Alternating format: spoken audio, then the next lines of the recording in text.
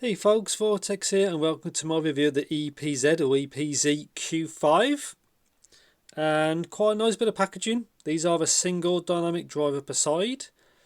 And yet, as usual, for disclaimers, I'd like to thank EPZ for sending this out to me, so thank you very much.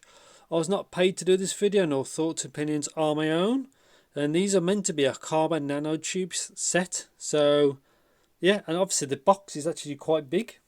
So, yeah, let's see what you actually get. So a closer look at what you get.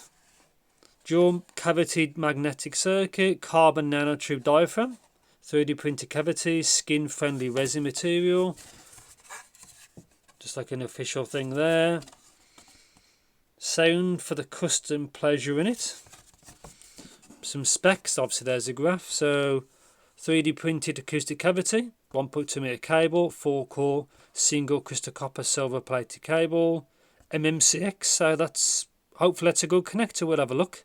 3.5mm, 26 ohm impedance, 109 decibel sensitivity, 20 Hz, 20 kHz, common ownership dB, and 3D printed resin cavity, and obviously the Q5. So these folds out. So I like that. That's pretty cool. 5 years of prosperity and glory. Let's just get all this crap out. Well, it's not crap, but you know what I mean.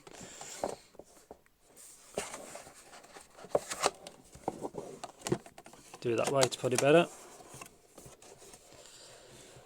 So earphones there. Obviously, I'm going to dig these out because that looks like it's buried. So I'll see you just in the next clip, a bit of editing. So it took a bit of digging, but this is what you get. Obviously MMCX, quite small shells, quite small shells. So that's pretty much it. MMCX, that's the number. See what they're like for comfort. Accessory. So I think there's a cleaning cloth and paperwork. Yeah, it's a QC, pass, user manual, do not eat. Might be all in Chinese. Oh, a bit of English. I don't think it really matters really because it's always common sense. There's the specs. There's the graph again. Yep. And obviously there's a cleaning cloth. Cable. Let's see if it's any good. So small cavi case. Decent size. Not too big. It's not too small. Straight 3.5. Obviously I'll open it up in the next clip. See what they're like. And some tips. So again, I'll open it up in the next clip, see what they're like. But yeah, see you in the future. So welcome to my review section of the EPZ Q5. So obviously that's what it looks like on the cable. But anyway, these are the tips it comes with. So obviously it comes with the two already supplied, like already fitted. And this is them. So you get kind of two different types. So just put them there. So basically, there are two different types. Now, if you order the black version, you get these are black, I think. Wait to focus. So you can see them quite different. The camera obviously doesn't like that. So yeah, that's the different kind of tips it comes with. Put these on the side so I don't lose them. Obviously now this is with the cable. So straight 3.5. There's the branding. Small strain relief there. I think it's a 4-core cable. It's not too bad. It's a little bit like stiff as you can see, but it's not too bad. The Y split, chin slider which moves on its own accord.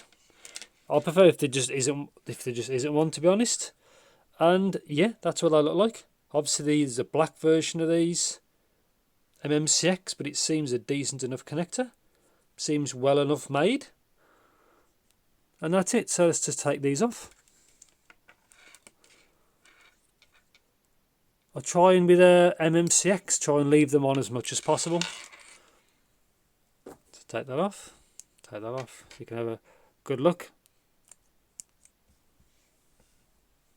Now, fit and kind of comfort.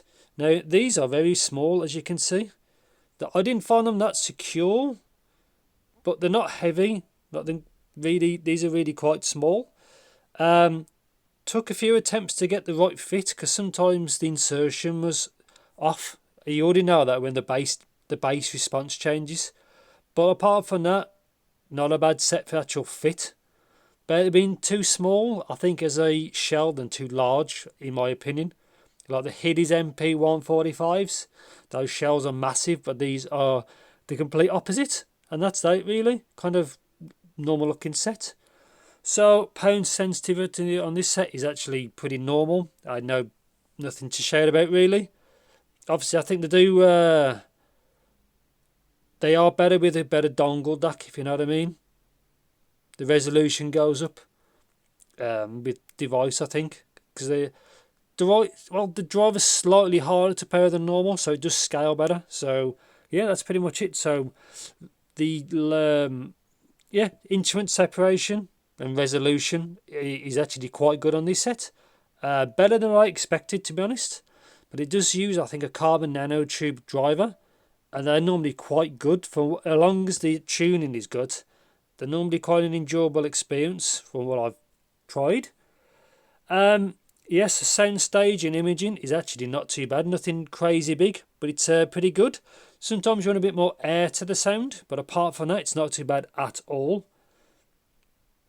as you can see. So yeah, enough waffling on. Sound. So when I had these, I had no idea what these kind of tuning was like. So I'll put the graph up now so you can have a look. Now, quite a pleasant graph for something I had no idea about. So bass is pretty decent. It sounds very clean. Personally, I want a bit more impact for electronic music. So anybody knows graphs are like 100 hertz to 200, 250. I want a bit more of an elevation there. But because it doesn't have that, it sounds very, very clean. And that's it, really. I do like that, but it depends if you're a bass head or not, really. It's all personal preference. But I don't mind that at all, really. So yeah, that's the bass. Can't really fault it. I personally prefer a bit more at the upper end of the bass range towards the mids. But that's my preference for electronic music. Now, mid-range, again, is very transparent, clean, but sounds a bit thin. But I think you need a bit more body in the lower end of the mid-range. But again, apart from that, very kind of transparent, really. It sounds very clean, crisp.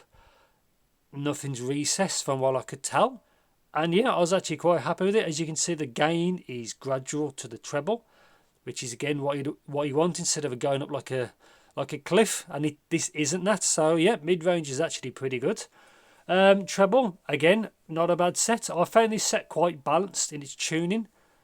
Again, from a brand I never heard of before.